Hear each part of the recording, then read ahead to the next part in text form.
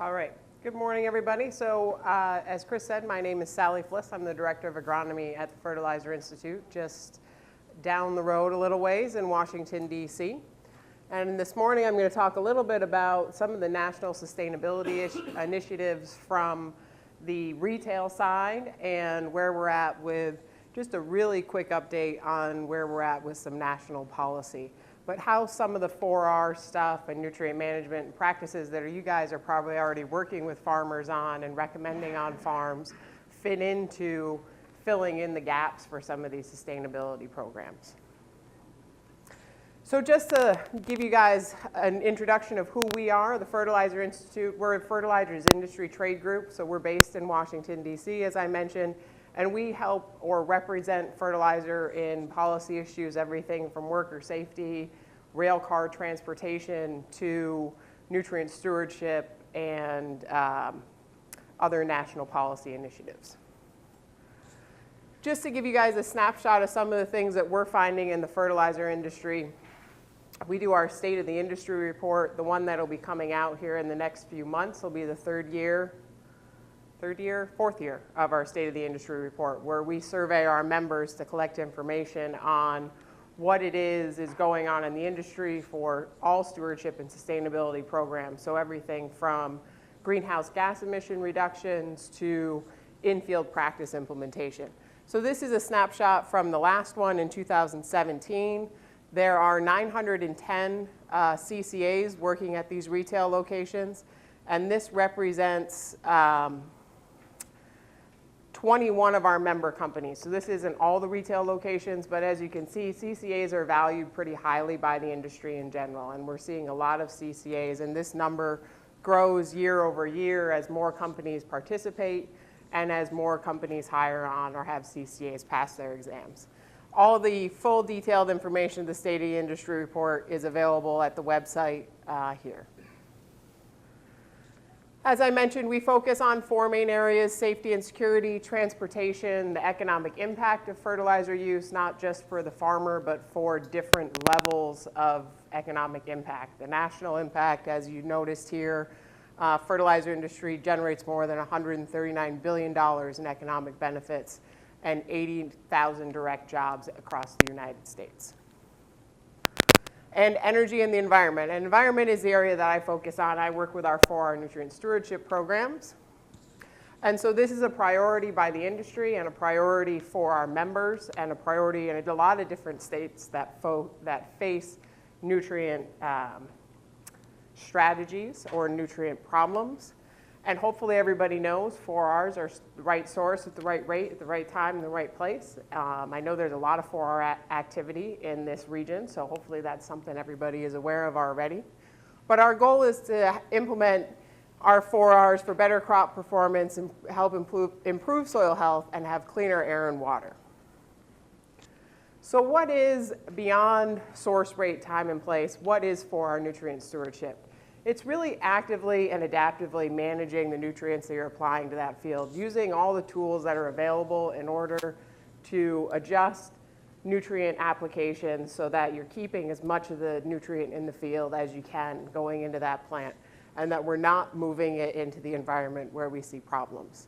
And considering all the management practices you have there, whether you're no-till or minimum till or strip till or doing cover crops, or using irrigation, making sure all of those management practices inform your 4R decisions. So when we think about policy or sustainability initiatives, these are some of the influencing factors on why we are where we are with some of these companies. Water quality, as you guys know, is a concern. You're in the Chesapeake Bay, you're pretty familiar with that one, but we've also got Western Lake Erie Basin, we've got the Gulf of Mexico, and then lots of more regional scale water quality problems that we don't hear about quite as much because the population's not there. But every state has some harmful algal blooms almost every year. New York, for example, doesn't have a big watershed. Well, they contribute a little bit to Chesapeake Bay, but for example, they have more harmful algal blooms in the state of New York reported every year than any other state. It's not a big water body anytime, so it doesn't always make national news. Sustainability is a term that lots of companies like to talk about, lots of groups like to talk about. I would say we probably still don't really have a perfect or ideal definition of sustainability, but it's definitely something out there that drives the consumer of our end products and drives the companies that are buying them. Nutrient use efficiency is important to us as CCAs, as the industry, and for our farmers, because the more that nutrient that's being used, the better production and profitability that we can see on the farm. Greenhouse gas goals are still out there from both state level, international, and some of the company initiatives that I'm going to get into in a little bit are still largely focused around greenhouse gas reduction goals. Soil health, this is a term we hear about a lot. Soil health is something that we get when we do all the right management practices in the field, and by considering all these things together, we can improve our soil health or change our soil health, but it's important to remember the site-specific nature of that. Again, water pollution, air quality, regulations. In your region, a lot of what you're dealing with are regulatory nutrient management. As we move across the country and work with more states, we're really trying to show what the industry is doing so we can be in a more voluntary and less regulatory situation. And we want to reduce nutrient loss overall. And then the last challenge there is, what is our public image, or how are the practices or things we're doing being communicated? One really good example of that is this summer with, well, and it's still ongoing, but with the red tide, there's a lot of confusion about what causes the red tide. And because fertilizer or nutrients are involved in so much of these algal bloom cycles, it's really easy to say fertilizer is the problem. There's a lot of other things that contribute to that red tide, and there's a lot of history about how often and when the red tide occurs. So we have to have good science-based information to communicate out in these public forums so that we can show the public what we're doing and move forward. So just to take sort of a out of your area example, the Hypoxia Task Force report, this is 2017's. I don't know if there is one due for 2018, but this was out at the end of last year. And what we're seeing in the Midwest as we implement more nutrient management practices, so this dotted line here is our 20% reduction for nitrogen load to the Gulf. This line is our trend over time, and these are our individual year averages. So we can see for nitrogen, we're starting to make some progress. We have more years than not that we're underneath this 20% reduction. And these years here are generally related to rainfall events. However, when you look at phosphorus, again, the dotted line is our 20% target reduction. And we don't have many years where we're hitting that goal yet in the Midwest for water that's reaching the Mississippi River Basin. So what is going on here is part of the question. Is it more rainfall? Is it change in phosphorus placement? Is it change in solubility of phosphorus because of changes in rain pH? There's all kinds of things that this could be from, but the main point is we've got to figure out what it is, because we're not making the progress that we'd like to make through some of these voluntary programs, and we'd like to not be in a regulatory situation. This is a little more detailed, so again, you can see stream flow and nutrient flux follow each other, very similar to what we see in some of the data from the Chesapeake Bay as well. But rainfall is really driving this. So part of what we need to think about is that in-season management and how we use the weather tools that we have to better predict in-season nutrient need and to get applications that avoid those rainfall times.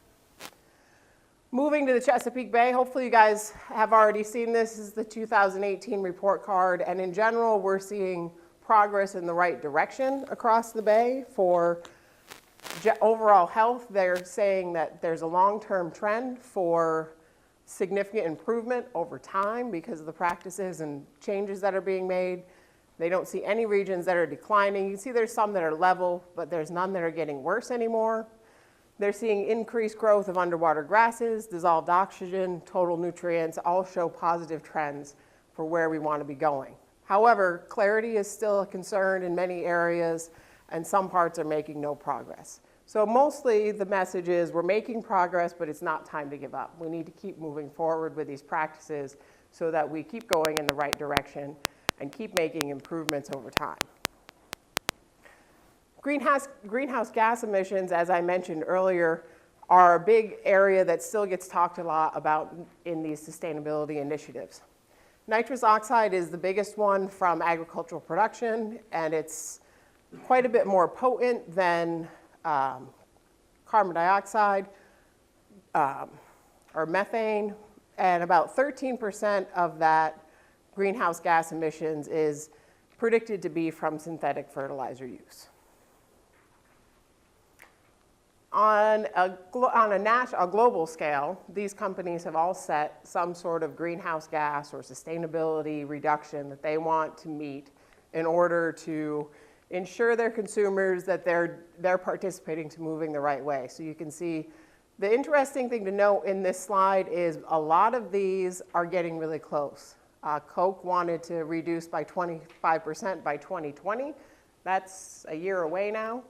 I'm not sure I've seen their latest report on if they've made that goal. General Mills has got some interesting numbers. I'll get into those a little bit, but their 10 priorities: sustainably sourcing 100% by 2020.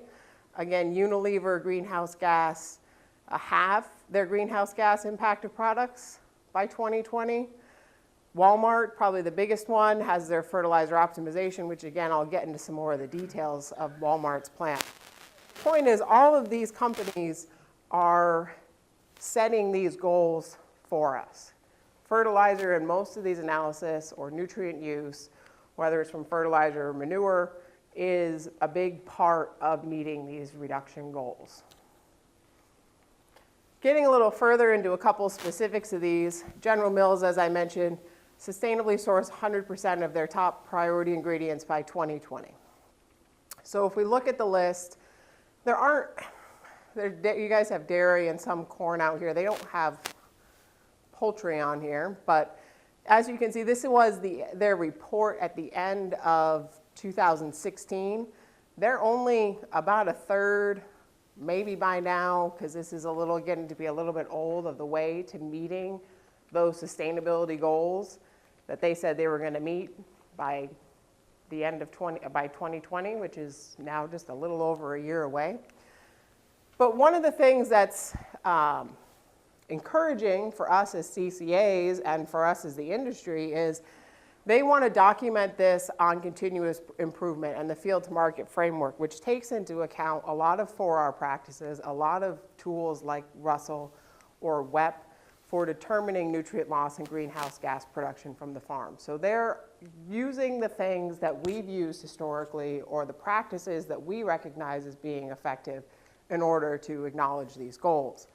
The challenge is the reporting. They still struggle a lot with where to get the information from and where to have enough information from on practice implementation in order to say they've met their goals.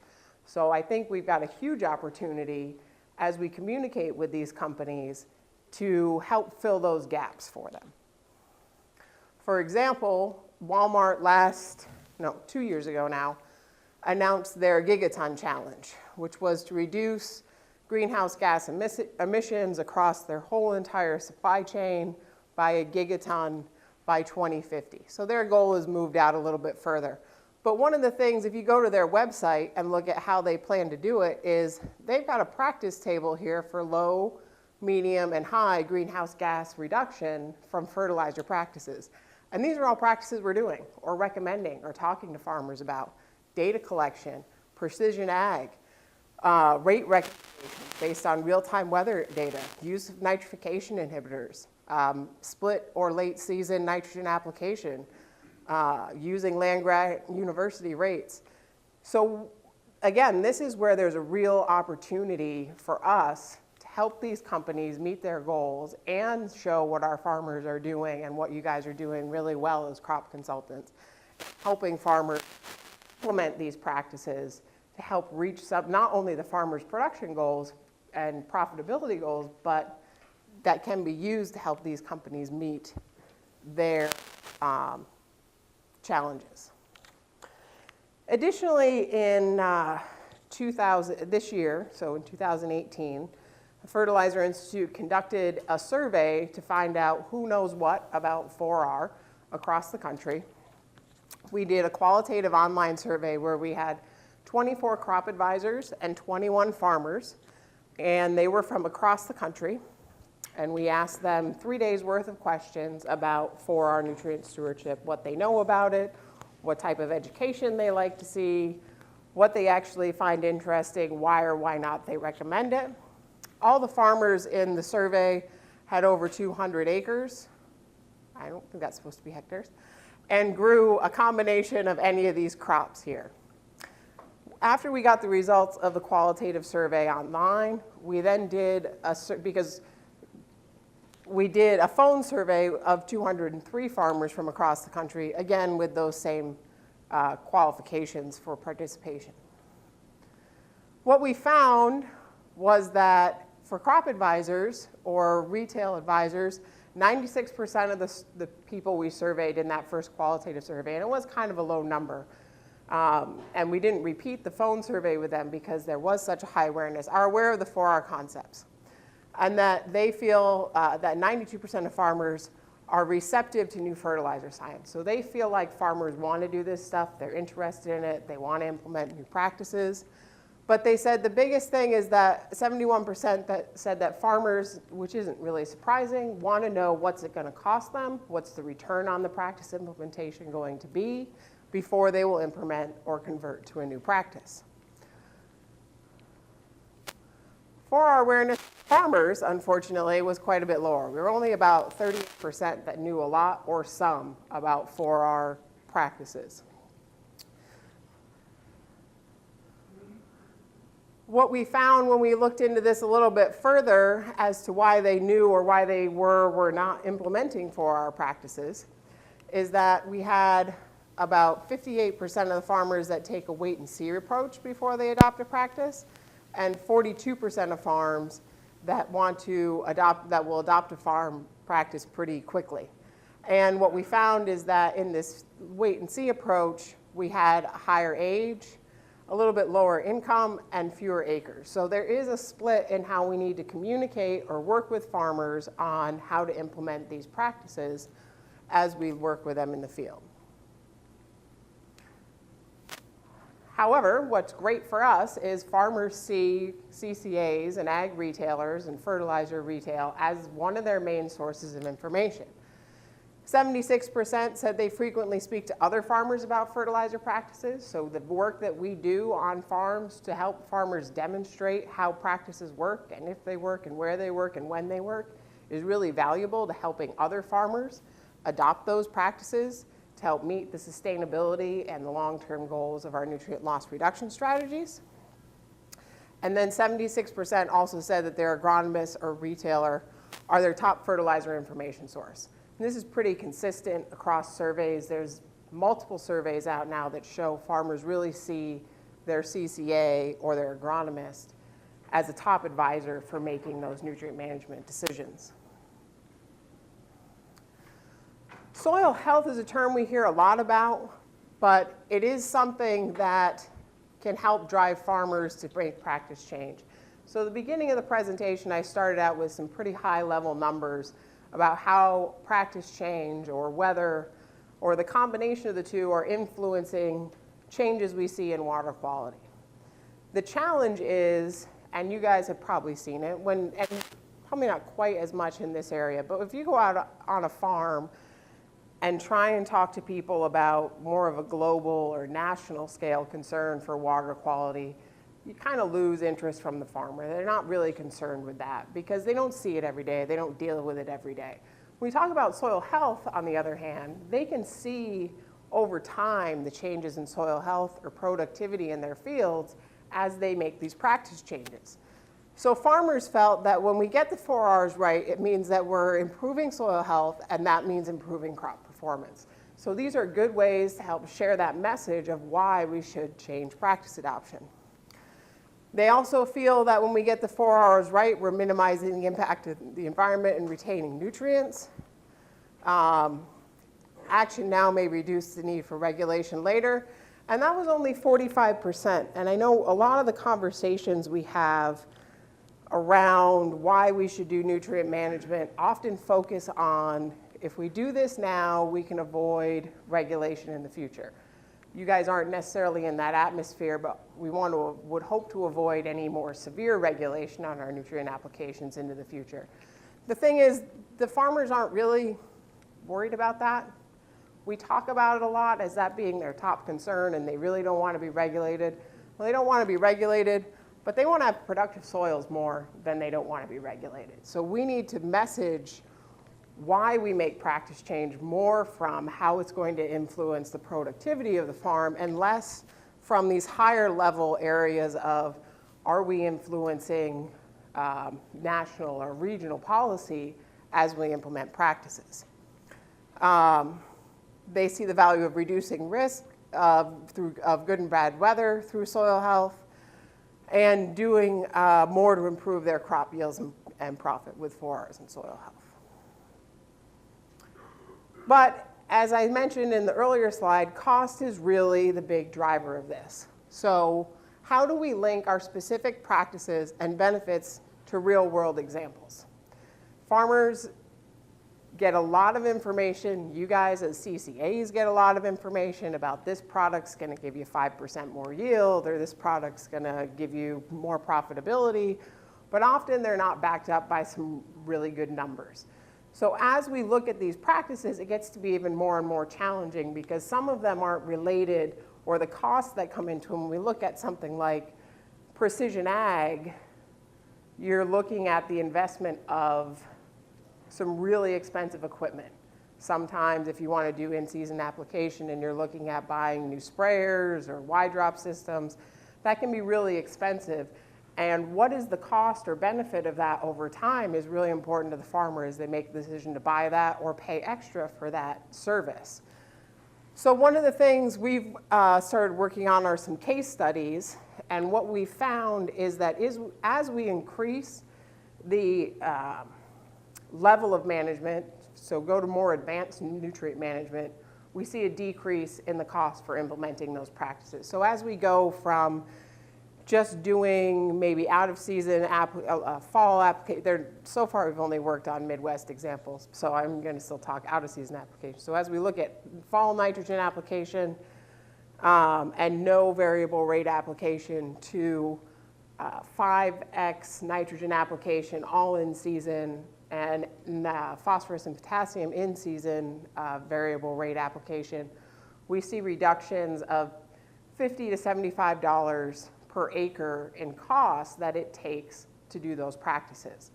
So there is an investment, there is a change in time, there is a change in mindset to do this, but at the end of the day, we're going to spend less money, largely because we're spending less money on fertilizer, we're keeping more of it in the field and it's getting into the crop, and because we're switching often to equipment that uses lower fuel. So for example, in that calculation, we go from out of season application tractor that uses 25 gallons per hour of diesel fuel to an in-season application piece of equipment that uses 15 gallons of diesel fuel per hour. So we're able to talk about how these things save the farm money, but there's also some great stories there to talk about in these sustainability or policy areas. So reducing fuel use contributes to reduce greenhouse gases. Reducing nitrogen rate also contributes to reducing our greenhouse gases. So the next part of what we're doing with these case studies is measuring out what are the differences in our nitrous oxide loss as well. So overall, we also found that when we talk about 4Rs with farmers and explain what they are and how they can contribute to their management, that we can see things change. We increase the favorability of the concept of the practices, and it had more people interested in trying new practices after they had a description of what 4R was and what those practices were and what it meant to their farm. So there is room to continue to improve as we talk about our message around 4R. So in general, our survey results found that it makes sense, but farmers want to know cost, equipment needs, logistics, and impacts before they do this, similar to any other practice we talk to them about. They respond favorably to communications from other farmers or that are technical and give them the details of what that practice change is going to mean and how it really influences their crop. They're likely to try new practices as they have more increasing awareness of 4R. Crop advisors are an important source of information. And it was advantageous to reference the 4Rs collectively, and farmers are favorable to it as a new concept. Crop advisors' increased practice adoption has implications for a lot of these sustainability programs that I mentioned at the beginning. So then the question always comes up of what are the right practices? And these, as you guys know, are going to vary depending on where we are in the country, where you are on the farm, where you are in the field. Even it's going to be a little different what the exact right practices are. But the general theme is that we want positive results that are demonstrated through research, that we understand they need to be site-specific, and that all of our crop nutrient applications involve the 4Rs. We tend to focus a lot on nitrogen and phosphorus because those are the nutrients that we generally have to deal with in either a sustainability or a regulatory area. Those are the things people want to talk about. But if we do the right nutrient applications and more balanced nutrients for all of the nutrients the crop needs, we're going to see better use of the nitrogen and phosphorus we put on as well. So as we have a more healthy, productive plant, because we're doing 4Rs for our NPK and micronutrients, we're going to get better uptake of all the nutrients that we apply to the field. As I mentioned in the beginning, that the practice uses on the farm and the selections we pick are interrelated. So if we're going to do a cover crop or if we're going to do no-till, we need to think about how switching to those conservation practices are going to impact the way that we apply our fertilizer. So in a no-till situation, is there an option to inject our phosphorus fertilizer? Is there an option to only put phosphorus on with, as a starter with the seed so that we're getting it below the surface and reducing that risk of loss? If we're using a cover crop, do we need to consider changing our timing or rate of nitrogen so that we don't tie up too much of the nitrogen that we're planning on for that next crop, or create too much litter there that we could potentially lead to disease problems? So all of these things we have to think about as one system. And using the adaptive management, because that influence of weather on our nutrient losses is really important as well. As I mentioned earlier, this is another survey that was done, again showing that fertilizer dealers and seed and company agronomists are really a useful information source and one of the most important sources of information to the farmer as they make these decisions. So who is implementing 4R? We have a program at the Fertilizer Institute where we recognize 5 pairs of an ag retailer and a farmer every year, our 4R advocates. Currently, that should say 70, not 10. 70 advocates, a little more than 160,000 acres across the United States is where we're at. We just finished up bringing in applications for this year. We cover 19 states, and we've got 3 advocates from the Mid-Atlantic right now. This map is a little out of date, but we've got everything from an orange grove in Florida to our regular corn and soy operations in the Midwest, a dairy operation here in the Mid-Atlantic. One of the most unique that we have this year from last year is a rice farmer that also grows, follows his rice with crawfish, which are also harvested and sold. So he's got a little different livestock than we normally think about. But really, while a lot of the information that we talk about around 4Rs and a lot of the science that we focus on around 4Rs is around that corn, soy production system and around nitrogen and phosphorus. As I mentioned in the previous slide, it's really important to everybody and every nutrient we apply to think about the 4Rs. So I'm going to use an example from the Midwest of just some of the stuff that we're recognizing these farms for doing. Cox Land and Cattle Company is in Illinois. She's got 3,000 acres, corn grain, soybeans, corn silage, hay, and cover crops. She's also got a beef herd that she's running. And this is Maria Cox and her crop consultant, Kyle Lake. She's been doing no-till since 1988. So of course her father started that because I don't think she's a whole lot older than me. So she would have been like 8 in 1988 to start her no-till. But it's been something they've been trying to get going on the farm for a while. And now they're looking at doing strip till in their corn in some situations to change some of that manure placement that they're still using from their beef cattle. In her soybeans, Maria is great. Maria's on Twitter. I encourage you guys to follow her on Twitter if you're Twitter people. She posts a lot of great pictures. She is using a cereal rye cover crop. This is her cereal rye from this spring. And she is planting her soybeans into a green standing cereal rye. These are her beans this spring again as they came out through that green standing cover. She's using 2.5 acre grid sampling, variable rate nutrient prescriptions. All of her phosphorus and potassium is spring applied, and she tests her manure for crediting. So she's implementing a lot of practices and thinking about a lot of things at the same time. 2016, she averaged 71 bushels per acre, plus she had some cereal rye production. A lot of this she leaves standing, but some of it she does harvest off for silage for her beef cattle. In the corn, you can see here, this is hers. Again, this is her strip till. She is strip tilling into her cereal rye that's terminated at 10 inches. She's doing no-till on about 25% of the acres, strip tills 50% of the acres. The tillage that where there's hog manure going down, she's still doing a little more tillage because she'd rather see that incorporated. I think we can agree that's one of the biggest challenges of what is the right tillage system to use, is that battle between surface application so we don't disturb the soil, but when we do a surface application, those nutrients that tend to be maybe a little more soluble in some of these manures are really vulnerable to loss. So how do we balance that no-till with our nutrient placement to reduce our nutrient loss? Again, variable rate NP and K, and she's using her nitrification inhibitors on her anhydrous ammonia split application of her nitrogen. And in 2016, she averaged 190 bushels an acre. I did mention she's doing manure use. She applies it to her cover crops. Spring application, she brings in some swine manure to mix with her beef, and she is testing to credit for that. She does implement other conservation on the farm, recognizing that just doing nutrient management isn't going to be the way to get her to all the conservation or nutrient loss goals that she has.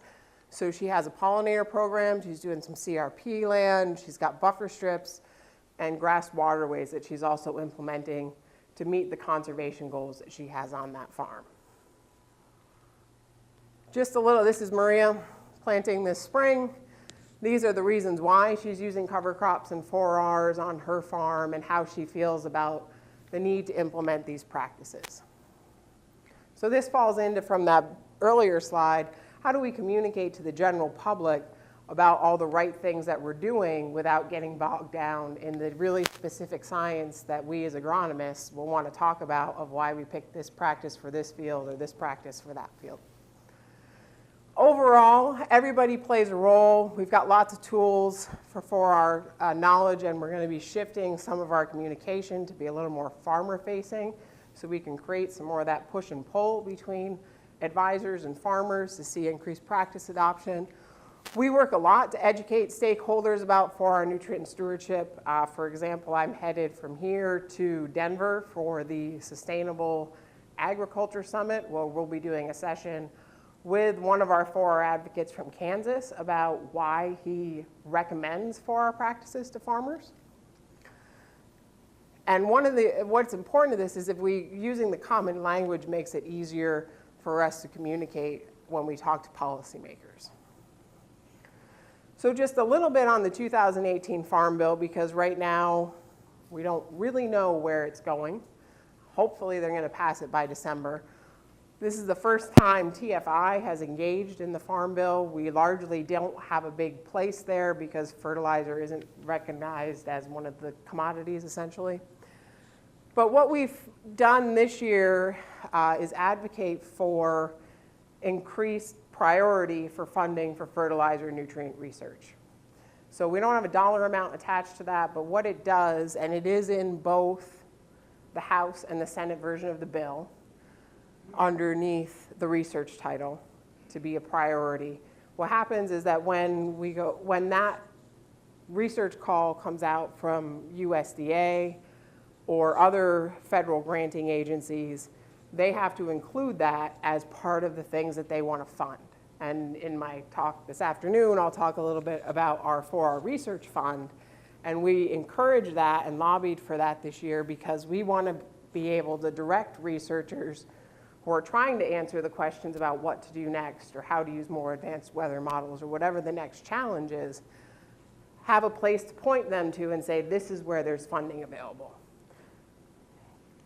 Under the conservation title, we worked a lot with American Society of Agronomy and Ag Retailers Association on how do we make it easier for CCAs to become technical service providers. And so there is some language in the bill and in the report language currently for both the House and Senate side again that says that essentially if you're a CCA, you're a TSP and takes out some of those education requirements that are in there right now. We'll see where that goes because there'll need to be more coordination with NRCS as that part of the bill gets passed along to the agencies. We requested more, not necessarily more money for nutrient management, but when we looked at the percentage of EQIP dollars spent on fertilizer or on nutrient management plans, only about 10% of EQIP dollars are spent on actual on-farm nutrient management. So we were looking to have that percentage increase because for livestock manure management, they had a set percentage of EQIP funding that had to go to that in the last Farm Bill. I want to say what happened there is that was eliminated. There are no set percentages for any funding under EQIP. And then the last one here is the SEEP reports. This has been important to both Western Lake Erie Basin and the Chesapeake Bay. The SEEP reports give an update on practice implementation, progress over time, and relates it to some of the water quality measurements. So it's a good way to help us tell our story with some federally collected data. And so what we asked for is that that become a permanently funded program because the way it operates right now is they only get funding for it when they request it or when a report is requested. So we would like to see a little more consistency in the reporting of that program. And again, hopefully this will get passed before December and before the Congress changes, or we will be back to our starting point, which was about this time last year. We invited Matt Helmers from Iowa State and Nathan Nelson from Kansas State, who are working on some of our 4R Research Fund funded projects to town to go do some office visits and help us get this fertilizer nutrient research in there as a high priority. So hopefully we don't have to do that again, as nice as it was to have Nathan and Matt come to town. We're not looking forward to the Farm Bill not passing before the end of the year. So bringing it all together, from where I started to the end here, we have challenges in water quality at our state and national level. This is the nutrient loss reduction for some of the waters in the Midwest by 2025, as I showed in those slides. In going into the Mississippi River Basin, we're making some progress on nitrogen. We need to keep, as we've seen in the Chesapeake Bay, we've made some water quality progress, but we need to keep moving forward. And again, on phosphorus, we're not making that same progress, so what are we missing? What are we not doing right so that we can see that progress? We have our emissions challenges, which are largely at this point being driven by our food product companies, General Mills, Walmart, who are coming up on some big goals. Theirs is 20 years away, but you know, the important thing or the exciting thing about Walmart's goals are they're incorporating 4R practices. They're incorporating the practices that we're recommending on the ground that you guys are working with farmers on doing. So how do we help that communicate that information in a way that a farmer is comfortable with a company like Walmart so that we can help them meet their goals and be seen as the helper and not the enemy in these greenhouse gas emission standards. From lots of different surveys, CCAs or other agronomists on the farm are trusted advisors. Knowledge of 4R nutrient stewardship is high in our CCAs, and farmers are receptive to the 4R message. So we have a good message to tell of how we can help them better use their nutrients and reduce their costs through 4R nutrient management. These are all of our resources. We've got our website. We try and do, we have some videos on YouTube. We try and do Facebook and Twitter. Sign up for our newsletter, the pocket guide. The one that I left out here is anyone who is a CCA, we do in the Crops and Soils magazine. There's a 4R article that's been in there every issue for the last 2 years since I've been at TFI. So those are not only in there, but we also have them compiled in a special reprint edition of just the 4R Nutrient Stewardship articles. And with that, we've got some time for questions. Thank you, Sally. Just want to make sure that everybody signed the sheet. If you haven't signed the sheet, let me know, raise your hand, I'll come and bring it to you. With that, though, some questions for Sally. Go ahead.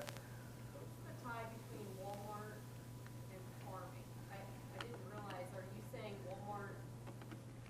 I'll go back to that. I mean, I didn't realize Walmart, I suppose they don't own farmland, but are you saying when No. they buy produce, they look into? So they have decided,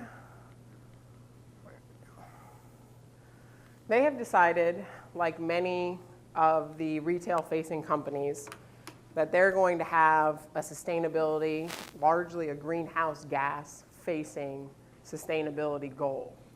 And when they do the analysis of where their greenhouse gases are coming from, they find that the biggest contributor to their greenhouse gas emissions is fertilizer use into the products that they sell at the store. So they are trying to influence back down the supply chain nitrogen use on farms so that they can meet their sustainability goal through farmers changing practices. Now, the opportunity is, as you can see here in the table, they're at least in the beginning, they were going straight fertilizer rate reduction, which is not, I mean, we can get some lower emissions and reduce rates, but we're going to have a whole lot of other problems associated with just doing that. Through largely my boss's work before I started at TFI and through the industry's work at groups like Field to Market, we've been able to get them to realize that just reducing rates isn't going to be a good answer. So they are recommending to farmers to use more of a 4R approach. So as you see, precision ag, weather, nitrification inhibitors, split applications, that kind of stuff. So the next challenge is we did some work a couple years ago bringing scientists together to show that if we go from these sort of low greenhouse gas reduction potential to medium to high, we can credit, at least when we go from low to medium, a 17% reduction in greenhouse gas emissions. And when we go from low to high, a 14% reduction.